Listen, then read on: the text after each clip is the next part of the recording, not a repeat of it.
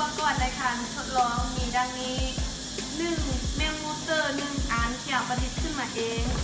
แสลง1 อันเหล้าขาวที่ผสมอาหาร1 ถุง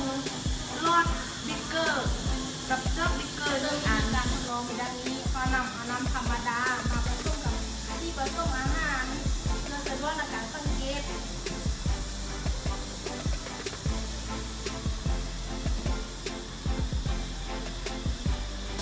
จากนั้นเขานำเอาสเต็มมารูดเอาน้ำซีเดลมาที่จะนำอุปกรณ์ให้ใช้ของเข้ามา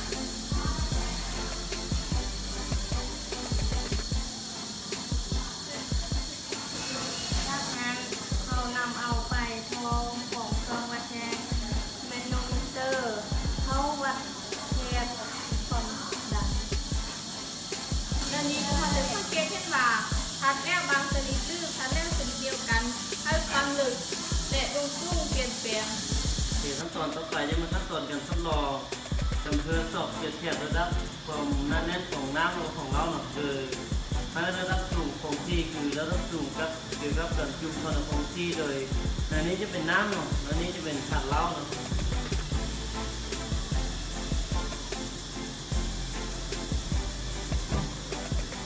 แล้วขั้นตอนต่อไปเป็นขั้นตอนที่ว่า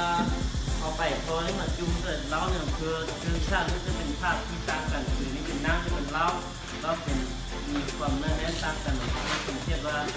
เมื่อเอาไปพอนี้จุ่มเลยระดับหนึ่งเนาะสังเกตว่าระดับน้ำอยู่หน่อยนี่จะขึ้นอยู่ระดับเท่าไหร่เนาะคือนี้จะจุ่มอยู่ในระดับ1 เซนติเห็นว่าน้ำอยู่ถึงบารูเจอร์นี่ขึ้นนะครับอยู่1.5 สักทีเนาะ